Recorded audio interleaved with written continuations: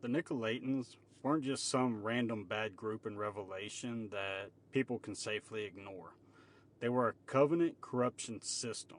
And if you miss that, you miss why Yahusha said he hated their works.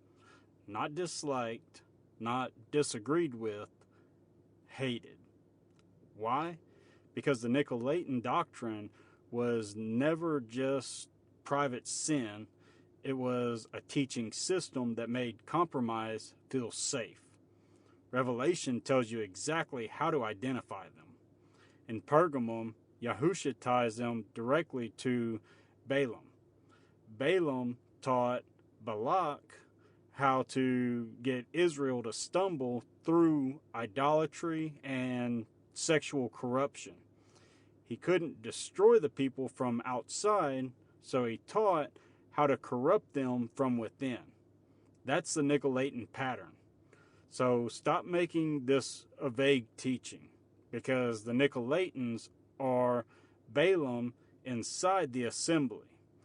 They're the ones who teach covenant people that they can join themselves to what Yahuwah condemned and still imagine they're fine.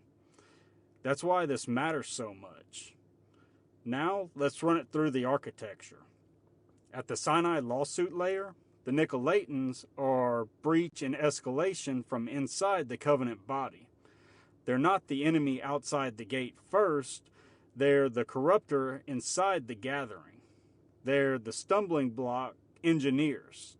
They teach people to participate in what should have remained forbidden. At the Axis level, this is clearly Axis 7, corrupt gatekeeping, because they're not just sinning personally, they're teaching others to cross the line. They're turning the gate into a place of defilement instead of protection. That's corrupt shepherd logic every single time. At the temple layer, they're a boundary collapse system.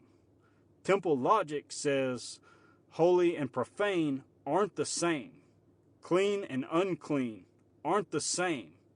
Access is ordered and separation matters. Nicolaitan doctrine says the opposite. Eat the idol food, join the system, relax the boundary, don't worry about the mixture.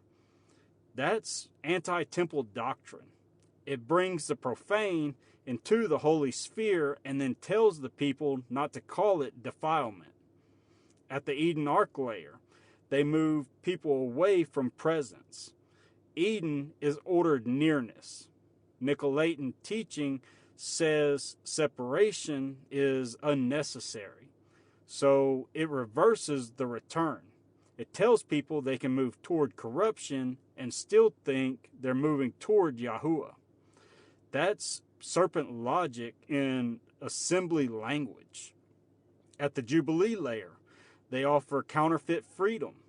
They tell people they're liberated, but really, they're being re-enslaved to the world's systems, the world's rituals, the world's desires, and the world's loyalties. That's not grace. That's bondage marketed as liberty. So, who are the Nicolaitans? They're teachers of mixture. They're defenders of compromise.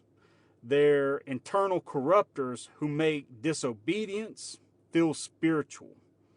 And that spirit never died.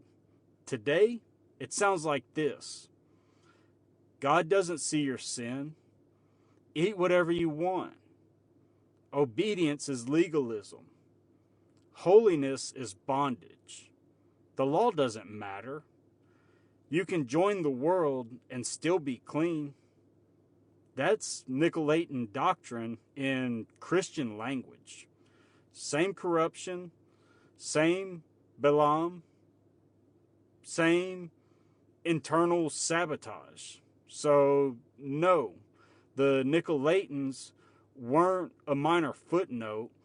They're the prototype of teachers inside the assembly who tell people that covenant separation no longer matters. And Yahusha didn't say he tolerated that. He said he hated it.